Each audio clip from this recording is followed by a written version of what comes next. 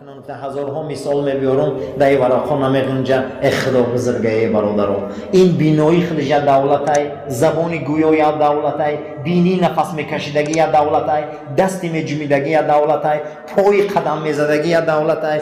اما همون کسی ایران میشناسه که این زبان قد شکری او را کنه. بسیار انسان ها پول ندارن لیکن سلامتی خوب دارن. بسیاری انسان ها سلامتی دارن بچورا پول ندارن. بسیاری آدم ها پول دارن در سلامتی هیچ چیز. برای همین یکی از بزرگان نوشیش نقل میکنه که یکی از بقوت ترین شرکت های دنیای مثل خدیشیشتون که گردیشی شرکتش در دنیا 17 میلیارد دلار بوده. یعنی قطعی شیشتم وقتی خوراک آوردن یک قاشق خوراک میخوره میگه یک قرص تبلکه قرد میکنه میگه این برای قنده، اینش برای فشاره، اینش برای نور چشمه، اینش برای آب دهانه. بچه تو همین یک کلانترین شرکت دنیا در دست حقیقت بیماری گفته پروردگار سرمایه را داده اینا و سلامتی را گرفته. یگان خوراکی من تا به 10 تبلکه نیست. این خیلی عزیزا همین کمبغلی را خدا تا او سلامتی را پروردگار ارزانی کنه. این سلامتی بسیار چیزی بزرگه. بسیار انسان ها در عذابند. جناب پیغمبر دعا میکردن که پروردگارا مال رته، پول رته، ثروت رته که من طاقت برداشتنش داشته باشم. قارون نتونست برداشته. بسیار انسان ها را رسوا میکنن مال و ثروت. همین علم را طلب کردن در کاری که پروردگار همون را برداشت همون تونیم کردن. ابلیس نتونست برداشت علم. خدا دا گردن نداد. آن همینه عزیزا طلب کنیم این همین باز شیشتنی ما قسم به خدا بسیاری شیشتنی ما ای شاهنشاهی دنیا رو بهتر است ولی نمیدونی باید چه خیلی مشکلات دارن. در سعدی در گلستان میاره که یکی در سرای عراق خواندن در مدرسه‌ای چی بعلبک رسیدن به تاج و تخت شاهی. یکی شاه شد و کر و فر، یکی گدا و فقیر کلاه شکسته در سر. دو استودنت میگن خواندن یکی شاه شده یکی فقیر شد و ایش پیشیش اومد گفت ای بچه هر دو نخوندی؟ بله تو چه کردی؟ لباسات کندگی این آن. من رسیدم به این شاهی و گفت این شاهی تو اینه تو خوردی تو هینی تو نانود به پولای گفت گفت من 40 روز میرم به منظره در شکار بیا جای من باش.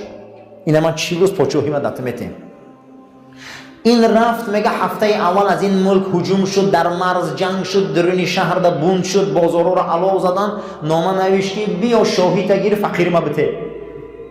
ای برادر گوی همی فقیری شاهی خوبه.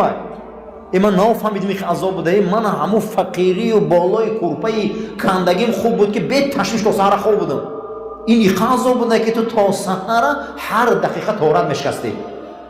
این گمان نکنه که برادرها گمان نکنه که امامی آسانه. شما گمان نکنه این زدن داره، محبس داره، هزار تهمت داره در حق آدم. یوشم قبول کردن در کاره. بسیاری هالند انمو ساختماناتان 1000 بار خوبه این کارو تنج میگرده. اینه گفته استن میخوایی که ملک آباد باشه، میخوایی که پیش کشاده باشه، از خلایق دعای نیک گیر. وقتی خلایق دعای خوب کنه، وقتی خلایق از ما راضی باشه پیش کار هویه، ملک هویه، دولت هویه، خلایق راضی کن در کاره. حضرت میگه زهی دین و دانی، زهی عدل و داد، زهی ملک دولت که پاینده با، نغنجد کرمهای حق در قیاس. چه خدمت گذارد زبانی سپاس، شکر الله را کنه. خیلی خدا دولت من داده ای. این تنجی را بین، آرامی را بین، چراغ روشن را بین، این آشخانه های پر را بین. این قدرش دانه برادران میگن این الله برای ما و شما داده ای. خدایا تو این شاهی درویش دوست که آسایش خلق در زیل اوست. هر کسی درویش دوست می‌داره، هر کسی فقیر دوست می‌داره، هر کسی کمبغل دوست می‌داره. سایه خدا در زمین بوده. باید آدمای دل شکسته را ما دوست داریم. آدمای یتیم باید ما دوست داریم.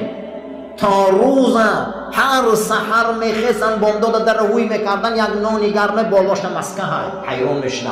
بیوزن و یتیم و فقیرو کی باشه این روز سلطان صلاح الدین ایوبی دنیا میگذره اینم قیچی میشه و تمام میشه. بعد میفهمیدین که در زمان سلطانیش این انسان تا سحر خانه یتیم و بیوزن در نان و روغن میمونده. یعنی این دعاها بود که قدس شریفه گرفت دست جانورای وحشی. برای همین دعای اونها بود که اینها آبرو پیدا کردن. وقتی مردانش میگن همین وقتی شوشتیم شو روی کردیم حضرت دو پای کتفش میگن بندی سیاه کردگی همون شب تا روز همون نون و روغن میکشیده که کسی مرا نشناسه کسی مرا ندونه هوی میکنن روغن و نون در دهن در یتیم موندگی کی باشه این کی باشه همون روز میمره و میفهمینن که سلطان صلاح الدین بوده است اون خیل بود شیر بیشن شکننده 600,000 لشکری کردی کبیر اینو به دعای مظلوم بود به دعای همون بیوزن بود به دعای همون فقیر بود که او نان و روغن هم میخورد و در حق می آوردگی دعا میکرد بو نمیدونستن که کیه انا اینه نسل پاک انا اینه زوریه پاک انا اینه تعلیمات اسلام انا اینه دیدگاه قرآن بیشت ما خمون آباد بکنیم بیشت ما خودمان کلید میکنیم از همون خاندانی که خداوند خیر از او خاندان برداشته که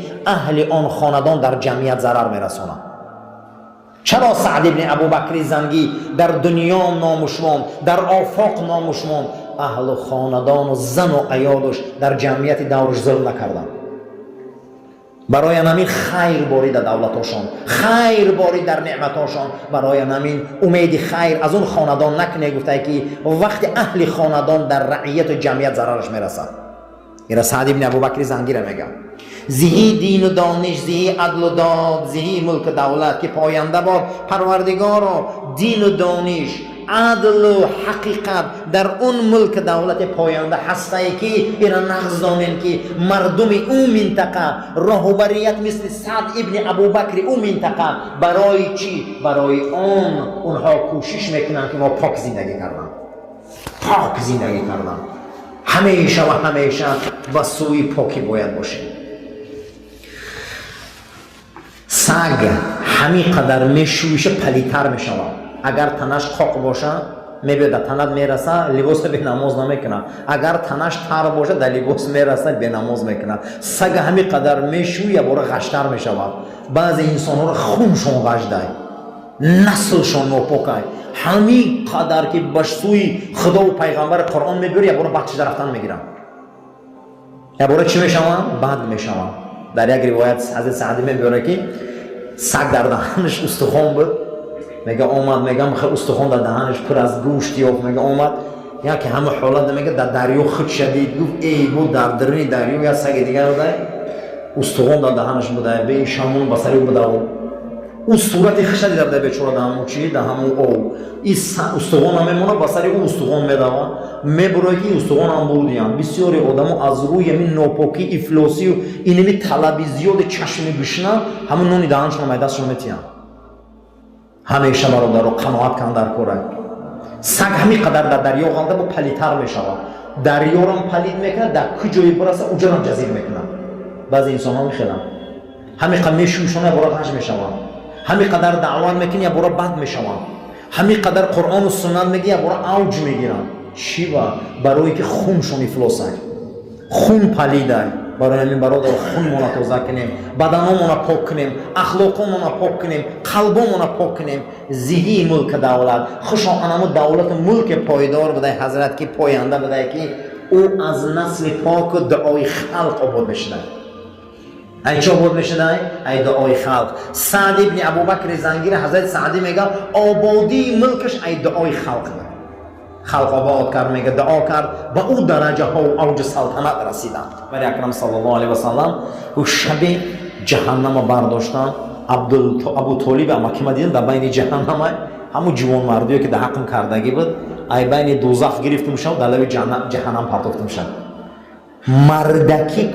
مردکی به درجه بوده که کافر در فایدت میرسیده ابو طالب در بین جهنم بوده گنه همون جوان مردیایی که در حق رسول اکرم کرد انت گرفته شو گفت گرفتن لب جهنم در موندون شکه مون در بینش نسوزه با عذاب تا بجلکای پوشه شد وقتی که در جنگ بدر قبیله نغیره در اسارت میغلطن و راویای تاریخ میبیارن که همین قبیله در اسارت میغلطن اینو قبیله طایف بودن وقتی پیامبر اکرم در خبر میبیارن که خیلی مشرکان اسیر غلطیدگیان یک بخشون از قبیله طایف هست گفت کی؟ گفت طایف گفت کدام قبیله؟ گفت از قبیله اسعد ابن نغیره بود والله اعلم یا سعد ابن نغیره بود گفت ای همین قبیله پیامبر آمده گفت همش خلاص کنید. گفت چی با؟ گفت وقتی در طایف من همین خیلی عذاب دادن، من ای طایف مکه در اومدن در ترسیدم، همین قبیله اومد 5 روز من بانی کرد با وجودی که دین نداشتم. گفت اگر همون صاحبش سعد یا اسد همون زنده میشد یا سخن میکرد همه امر ما جواب دادم. چی با؟ گفت مردی همه من همه برویم. همون روز من مکه در اومدن نتونستم بدم، همیو من یاردم کردم مکه در اومدم. برادران مردی فراموش نمیشود. مردی دین نداره. خیلی گمان نکنی که مسلمان مرده. نه، یک خیلی آدمی هستی که مسیحی یهودی نه که مردیش ای مردی مرا خوبه، ای مسلمانی مرا. مردی دین نداره. من شاهد یک حالم، یک مرد در همین سرزمین کار میکرد، یک باره گرده ها از کار ماند. گرده ها وقتی از کار ماند من خدا را شاهد میگیرم. همون آدم وقتی روان کردن آمدمی سرزمین خیلی دنیا گذشت در ملک خمون. بعد از او وارثای او زنگ زدن قطعی همین مسیحی صحبت کردن که همین آدم ای دنیا گذشت خیلی میل شد در باغ تو بوده، در همون حمام تو بود. همین آدم گرده هاش وسپالی نشد، همین کار مرد. همین مسیحی 11 سالی رسا اویلی کمی را نپرسیده بوده کشته میگذارن. 11 سال میگذارن که این در خونی ما همین شده تا فرزنداش به وای رسیدن همون $1000 میگذارن. برای چی؟ در خونی من شده من در نزد وجدان عذاب میکشم. بعضی مردایی هستن برادران این کارا میکنن، لیکن بعضی مردمایی هستن مسلمان هم الحمدلله خیلی خدا نگهبانشون شود، آدم‌ها هم خیلی غم میتن میکشن، هم خیلی غم میتن میمورن همین آدم‌ها. این خیلی مرد صالح بود که 20,000 درهم قرضدار شد. هیچ وسیله برای پرداخت اون نداشت، دادن نتونست. روز طلبگار آمد خانه‌اش به شدت هر چیز گفت، هر گپ گفت، قرضش طلب کرد. همین خیلی سختش گرفت که بیچاره دیگه دادن نتونست. وقتی او رفت این مرد گریان شد، افسرده شد، گشته به خانه‌اش در اومد. در صدای گریه و غوغاش یک مرد داشت. این مرد همسایش جهود بود. همین که این وضعیت دید جهود خانه‌اش آمده گفت همسایه چو کردی؟ غوغاتون بلند بود. بعد از او در حوالی دیدم بسیار افسرده و گریان ششتی. این یک تا به یک همه این صحبت ها را کرده. گفت از همون مرد قرضدار بودم، رفیقم بود، دادن نتونستم. با مرد که در وقت معین آمد به حد خرخشه کلام برداشت. در دیوارم ببین که چه خیل کرده، بسیار آبروم از من بود. همین که او را به این وضع پریشان مشاهده کرده گفت تو را به حق دین اسلام قسم میتیم یک تا به یک تا برای من ناراحتی نقل کرد. جریان همش برای اون نقل کرد. یهودی داخل منزلش شده 20,000 تنگه را گرفت اومد. گفت اگر ما از جهت دین جدا هم باشیم لیکن بازار همسایگی دین نداره. خیلی این روز من ده هستم بگی بتی سومیم برم با میگه مرد مسلمان حیران شد دیگه خلال مانده. گفت شایسته نیست که همسایه من به این روز باشه و من با شینم راحت کنم. خیلی بگی بتی بازار همسایگی و یه روز میشه تو دورانده میشه به قرض من پر میکنی، من دارم پول در کار نیست.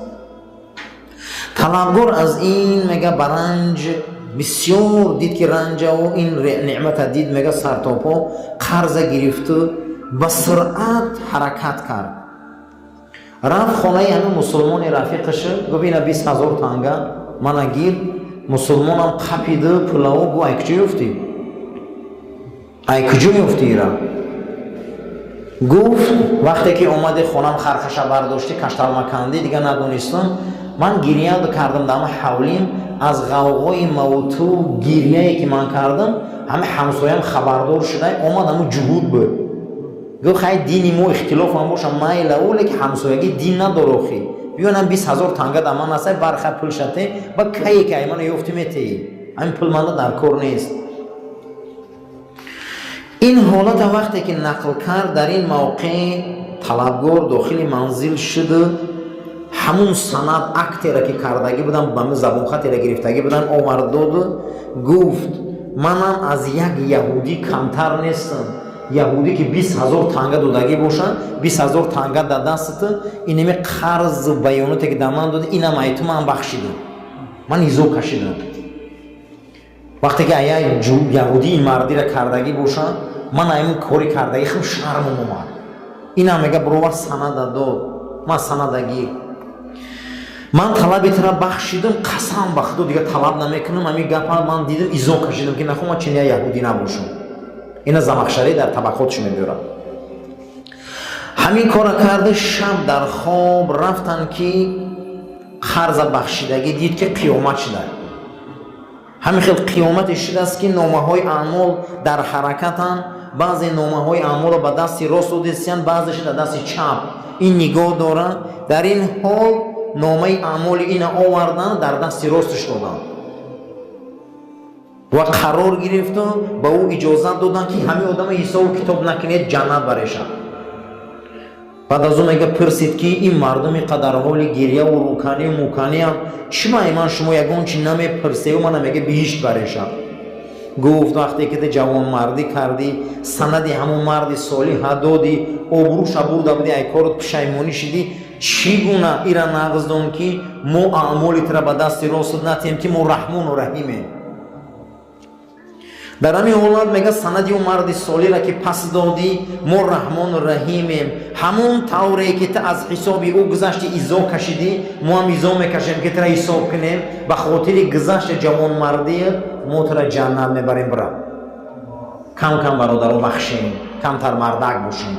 این دنیا همیه اوخی ما خونی یک کسا گیریم ماشین یک کسا گیریم یک کسا به عمرو کنیم. ایمی یهودی های صاحب بانک چی فرق داریم که نمیور زمین کی گرفته سه خونه مردم همین بانکو کی گرفته سه عبوری مردم همیو کی گرفته سه ماشین همیور همیو اوخی ما ایمیو چی فرق داریم. این گفت پلای کجا یافتی تو؟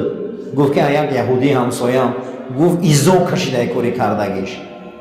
این نبین که ای کاری کردگیش ایزو کشید. حتی که همین واقعا در مردم خمون شدگی واقعا شدگی همین در شهرو یک یهودی در کار میکنن خیلی سومی مردم نمیتیان با اینو میستن میگه اگر خونه را کنیم خونه را شکنیم تیرزهاش کنیم دروش کنیم خوب نمیشود. با این میگه من یک جوره یهودی دیگه دارم بیا پیش همون میریم. با پیش همون میروان میگن همین خیلی یهودی فلانی پولی ما را نمیتی همین خیلی انسان در فلان شهر و میگه رفتیم. با اینا میگه ثروت زیاد داشت اومد برآمد بعد پیش همون رفت یهودیش گو همینا کار کردگیان در ملکت گو بله همین قبل قرضوران بله پولشون ندادی بله میگه بخی گوشش تا چیزی گفت همین بعد نیم ساعت میگه همون سما آورد ما. بعد پیش اومدم بیرون برآمده گفتم که گوش کن چی گفتی در گوشی و که سرخ شد؟ میگه در بخی گوشش گفتم که تو مسلمانی مرد مفریب میکنی. آخه این روز همیو کرده سنیا دیگری تا عیبا نمیدونی. میگه همین نان گوش اومده اومد پلادو یعنی که همین کار باید ما ایزو کشیم موزی همین کار باید ما شهرمون بیاید. همین شهر رو ببینیم که چقدر میلیون ها میلیون ایدست یادگاری مونیم همین خیلی برادرو. این مرد جارو لازم اخشری میبیاره که سندی مسلمان همون را بخشید قیامت گفتن نمیره حساب نکنی. جوان مرد رو در قیامت بسیارشون نمیپرسیدند. مردک همچنان در کار برادرو این دنیا پس میشود این دنیا بلند میشود لیکن مردی و جوان مردی فراموش نمیشه. پیامبر است برای همین همیشه مرد باشه مردی فراموش نمیشود. مردی هیچ محل فراموش نمیشود. مرد بودن در کار. در مردی پولداری شرط نیست در مردی غیرت شرطه. بعضی آدمی هستن که هیچی ندارن که غیرتی و دنیا رو میلرزونن. غیرت دارن برای به غیرت باشه مرد باشه این دنیا میگذره قسم به نام الله ای سری هممون میمونن. لیکن روز قیامت جوان مردا یکم جنت میدروین. عالم می آوردن شهید می آوردن همه را می آوردن قطار میموندن ایش میفته تو در جنت ایش میفته تو حدیث صحیح های میفته این جوان مرد بیاره همه کتگی ما عالمی ما زوری ما شهیدی ما همش ایروی جوان مردوش نگن که اوی کار کردن. همیشه جوان مرد باشه برادران. جوان مردی همین است که همیشه غیرت غیوری راستی چنین خدمت سهمانمونه.